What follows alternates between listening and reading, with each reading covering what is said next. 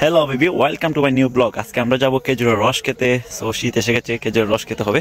So এখন সকাল প্রায় 6টার মতো মেবি বাজে। তো আমরা এখনই রওনা হবো খেজুরের রস খেতে। আমরা অনেক বন্ধু বান্ধব মিলে যাবো আর এখানে অনেক মজা করবো। তো সবাই ভালো থাকেন, দেখুন আমাদের নিউ ব্লগটি। So let's go. আবেবি আমরা অর্ধেক পর চলে আসলাম, দেখতে পাচ্ছেন এইমাত্র অন্ধকার থেকে একটু আলোকিত হয়েছে, চারিদিকে মানুষ খুবই কম। আর এই সময় আমরা একটু রাস্তার পাশে দাঁড়ালাম।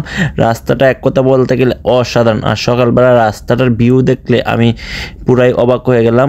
আর এই রাস্তাটা নিয়ে ছোটো একটি ব্লগ আছে, আপনারা চাইলে দেখতে পারবেন। দেখেন রাস্তাটা কতটুকু সৌন্দর্য আর নির্জন এলাকা, চারিদিকে কত সুন্দর। আসলে সকালবেলা চারিদিকে অনেকটা সুন্দরই থাকে। তো আমি ছুটলাম আমার মামাকে নিয়ে। তো আমরা দেখতে পাচ্ছেন আমরা খেজুরের গাছের নিচে এসে পড়েছি। উনি হচ্ছে খেজুরের গাছের মালিক। তো ওনাকে আমরা আগে থেকে কল করে বলে দিছি আমরা খেজুর রস লাগবে। তো আমরা যাওয়ার পর উনি রস গাছ থেকে নামাচ্ছেন, দেখতে পাচ্ছেন আপনারা।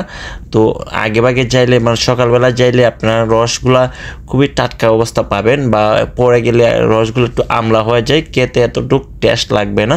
তো আমাদের রস এখনই গাছ থেকে নেমে যাচ্ছে, এটার মধ্যে প্রায় 10 কেজির মতো হবে।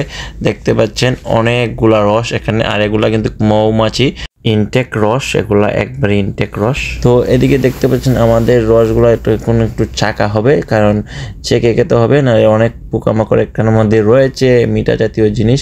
তো মৌমাছি থাকবেই রসের মধ্যে, অরিজিনাল রসের মধ্যে মৌমাছি থাকবেই।